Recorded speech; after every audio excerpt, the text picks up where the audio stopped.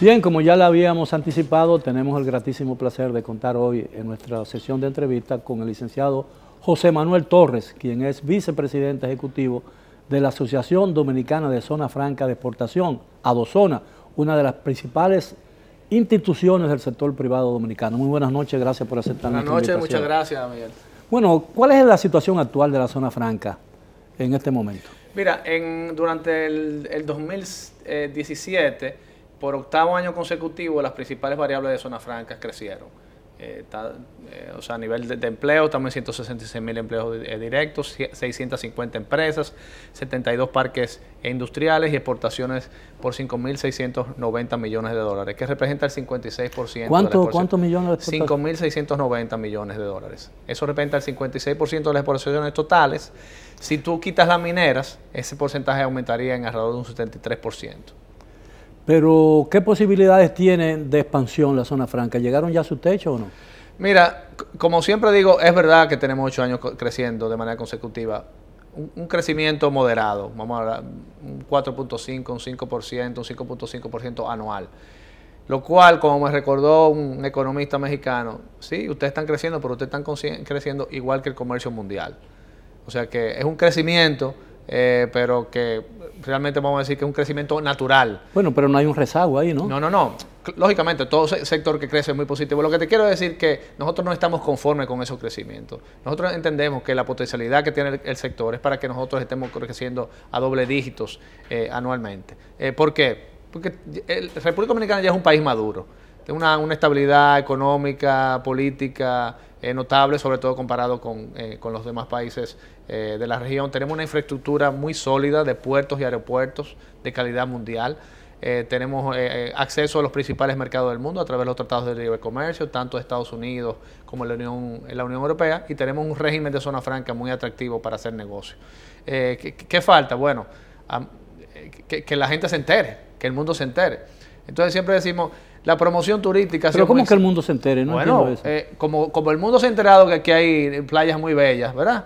Y mujeres muy bellas y peloteros de mucha calidad. Nosotros tenemos que hacer que el mundo se entere que República Dominicana es una plataforma muy atractiva para la llegada de inversiones en manufactura. Bueno, pero es posible que esa tarea corresponda al gobierno, pero también la responsabilidad debe ser mutua, ¿no le parece? Claro.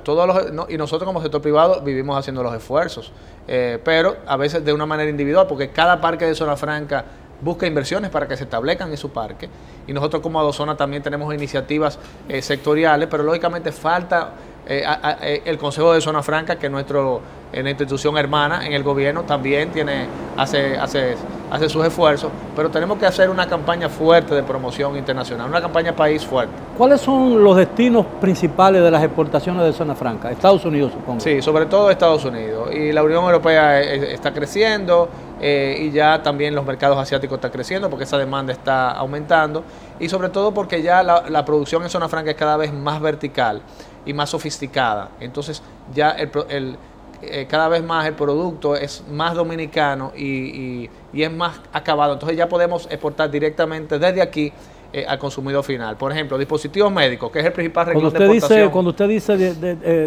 destinatario final, ¿significa una tienda directamente? Una tienda en Vietnam o en Alemania. Por ejemplo, dispositivos médicos. Tradicionalmente tú manufacturabas dispositivos médicos y eso tenía que irse a las casas matrices en Estados Unidos o, por ejemplo, en Alemania, para que allá se esterilizara el producto y se etiquetara. Ya ahora mismo estamos haciendo un producto ya terminado, estamos esterilizando en República Dominicana, recientemente se acaba Entonces, eso significa que son contratos específicos, ¿no? Eso quiere decir que cada vez más procesos se realizan en República Dominicana y ya el producto final se puede enviar, exportar directamente al consumidor final. No tiene que ir a un centro de acopio, de almacenamiento regional, para después de ahí enviarlo ya al comprador final. Entonces, así la empresa se ahorra dinero, porque no tiene que pagar más flete, no tiene que pagar más inventario. Ya de República Dominicana va directamente al comprador. Los textiles siguen siendo parte importante de las exportaciones. Claro, el textil sigue siendo el principal empleador, alrededor de 44.000 empleos. A nivel de valor exportado, dispositivos médicos es el principal renglón de exportación. Siguen las confecciones textiles y los textiles. De hecho, el principal renglón de exportación hacia Haití es tela. La tela que se produce en Zona Franca, Grupo M, Gildan, Heinz, de Wilbes, producen la tela, va a otra zona franca. Y va a otra zona franca en Haití, donde ya se hace lo que es labor intensiva. De hecho, la tela que se produce en Zona Franca es quizás la mayor creadora de empleos en Haití. O sea que hay un impacto social importante. Después tenemos la parte de electrónica, la parte de los cigarros, que es un sector que ha crecido mucho. Somos el principal exportador del mundo, sí, ahora. Después la parte de los calzados, también hay mucho potencial, mucha inversión taiwanesa y china que está llegando a los calzados. La parte de la joyería y en la parte de los servicios estamos creciendo mucho. Sobre todo usted mencionó que la zona franca, 70 y pico de parques, ¿no?, que emplean alrededor de 165,000. Pero hubo una época en que el total de los empleos de zona franca sobrepasaba los 200,000, ¿no? Llegamos, el número tope fueron 197,000. Pero vino la crisis textil, entró China al mercado, éramos muy dependientes de la parte textil, nos dio durísimo y bajamos a 117,000. Ahí tocamos fondo. ¿Y el proceso de recuperación cuándo comenzó? Bueno, ya a partir del 2010, 2009-2010, ya ahí empieza un crecimiento. ¿Cuál es el salario promedio en zona franca? Los salarios dependen de qué sector estamos hablando. Lógicamente hay personas que su primer empleo es zona franca. Porque si tú tienes 18 años y no tienes antecedentes penales, zona franca te da esa oportunidad de tu primer empleo. Y hay el promedio de un obrero, estamos hablando de 15, 16 mil pesos. Sí, está por encima del salario mínimo promedio. Sí, pero sobre eso la empresa le dan la alimentación, le dan el transporte. Lógicamente ya es un empleado formal que cotiza la seguridad social, que está protegida con su seguro de salud, con sus pensiones ya. O sea que Zona Franca realmente como solución para la creación de empleo formal sigue siendo el sector ideal. Hubo un tiempo en que el sector manufacturero se quejaba de la competencia local de las plantas de Zona Franca, lo que tiene que ver especialmente con los textiles, que podían vender alrededor del 20% de la producción en el mercado local. Esa situación creó un distanciamiento entre los dos sectores, ¿no? Sí, pero mira, desde el 2011, con la ley 139-11, se creó un criterio de venta al mercado local muy oneroso. O sea, ahora mismo es prácticamente imposible tú vender al mercado local. No porque la ley te lo prohíba, todo lo contrario. Ahora la ley, teóricamente, tú puedes vender el 100% de tu producción al mercado local. Pero tienes que pagar el 3.5% más los aranceles, como si viniera de China, sobre el valor total del producto. Es un criterio que debe de ser revisado, que impide que el consumidor y las mismas empresas locales puedan comprar productos de Zona Franca, ya sean finales o intermedios. Y que nosotros, por ejemplo, el ejemplo más crítico es el cigarro dominicano.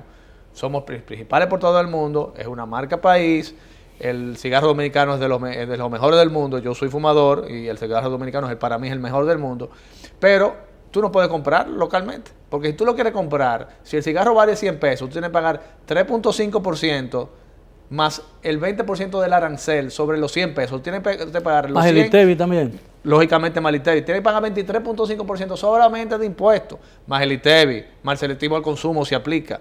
Mientras que una exportación de cigarros nicaragüenses y hondureños, por ejemplo, que son muy buenos también, pagan cero. Bueno, pero por el Tratado de Libre Comercio que tenemos. Hay fabricación de cigarros que están fuera del sistema de Zona Franca.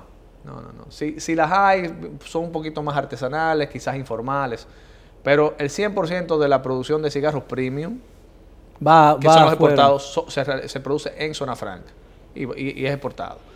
Sale más rentable para ti como consumidor importar cigarros, traerlo por un courier o importarlo de otra parte, que comprarlo localmente. Bueno, la Organización Mundial de la Salud tuvo o tiene una campaña muy fuerte contra el consumo de tabaco, ¿no? Bueno, sí, estamos hablando de cigarros premium, no estamos hablando de cigarrillos. Pero es tabaco. Es tabaco, sí, bueno, pero eso no es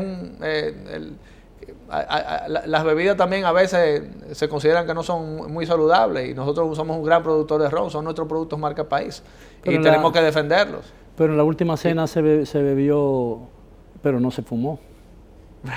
Que se sepa, ¿no? Cuando eso no habían cigarros premium. Bueno, pero te pongo el ejemplo del cigarro, pero puede ser los mismos dispositivos médicos. O sea, Cuando habla de dispositivos médicos, no incluye, medicina no se fabrican aquí en Zona Franca. Sí, hay dos grandes laboratorios que producen en Zona Franca. Están, por ejemplo, los laboratorios Rowe y Mangranchen. Están en Zona Franca. ¿Qué tipo de medicina producen? ¿Para qué enfermedad? Bueno, sobre todo los broncodilatadores, problemas respiratorios. ¿Eso va a dónde normalmente? Eso va a Centroamérica. Porque Guatemala tengo entendido que es uno de los principales recipientes de empresas en Zona Franca, fabricantes de productos médicos. Hay mucha producción de farmacéuticos, sí, en Guatemala. Antes lo había mucho en Costa Rica, pero nosotros exportamos mucho también. Ahora, si hacemos una comparación con el tamaño del volumen de fabricación y de exportación de Zona Franca en República Dominicana con los demás países de Centroamérica y el Caribe. Nosotros somos líderes en toda Latinoamérica, tanto en generación de empleo como exportación. La Zona Franca de República Dominicana somos líderes en Latinoamérica y somos uno de los ejemplos a nivel mundial. De hecho, nosotros fuimos elegidos recientemente en Santo Domingo para tener la oficina regional de la Organización Mundial de Zonas Francas, que tiene su sede en Dubái, la oficina para las Américas de la World Free Zones Organization, que es que se llama, ya eligió a Santo Domingo como su sede. De hecho, ahora mismo hay una delegación en Dubái que está participando de su ¿Y dónde se va a colocar esa sede? ¿Dónde va a funcionar? Va a funcionar desde las oficinas de Adozona. A una oficina exclusiva que tendrá su logo de la World Free Zone Organization, pero va a estar dentro ¿Cuál será la función de esa oficina? Extender los servicios que provee la oficina a toda Latinoamérica, captar nuevos miembros para la Organización Mundial de Zona Franca, levantar informaciones, estadísticas, hacer benchmarking y todas las cosas que se identifiquen que queremos que las zonas francas en la región conozcan de la World Free Zone Organization y aprovechen los servicios que dan. He visto que hay un esfuerzo muy loable y notable para atraer o operar empresas de zona franca en la zona fronteriza. Pero muchas de esas plantas están del otro lado de la frontera, ¿no? Porque no se instalan también en la misma medida y en la misma proporción y de la misma dimensión de este lado de la frontera, porque el desempleo en Haití es mucho mayor, pero también hay mucho desempleo en la República Dominicana. La frontera es un caso, creo que hay que analizar. Primero, hay una ley de desarrollo fronterizo que no es zona franca.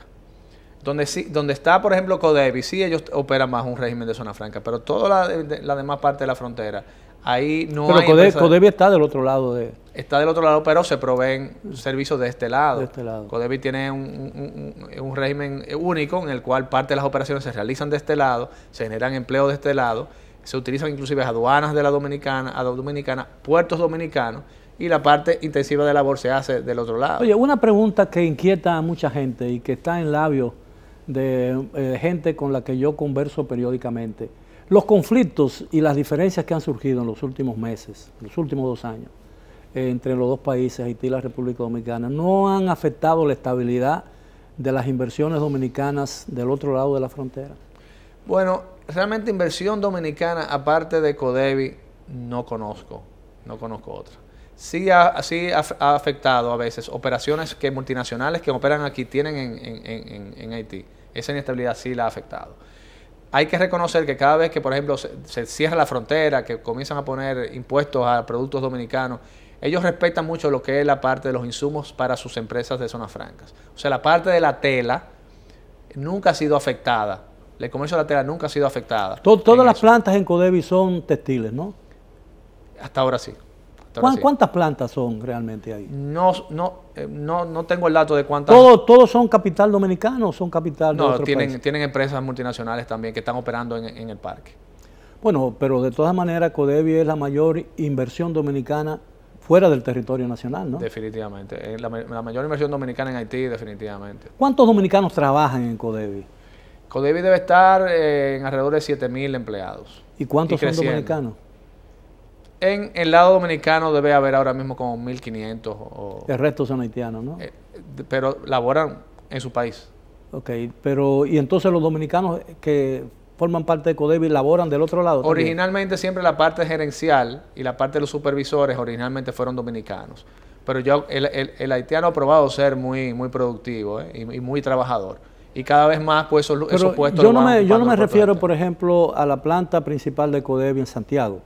Me refiero que si en Codevi, del lado de la frontera... Cuando hablamos de Codevi hablamos de Haití. Solamente de Haití. Sí. Es decir, ¿y la parte dominicana trabaja dentro de las plantas de Codevi en el territorio haitiano o trabaja de este lado de la frontera? Bueno, hay una parte, sobre todo la producción de tela, que es la parte intensiva en capital, eso se realiza en Santiago, así como la parte de diseño. Anteriormente el mismo corte se hacía también en Santiago. Yo creo que ya el corte se está trasladando para Haití, pero toda la parte que es intensiva en conocimiento, intensiva en capital, se realiza en Santiago. Y así también hay dominicanos que de este lado de la frontera también están trabajando, y así como hay dominicanos en las mismas CODEVI, en el mismo lado haitiano, que también están Bien, operando. si usted me lo permite, licenciado, tenemos que hacer una breve pausa. Regresamos con nuestro distinguido invitado de esta noche, el licenciado José Manuel Torres, quien es vicepresidente ejecutivo de Adozona. Siga con nosotros, edición nocturna regresa después de la pausa.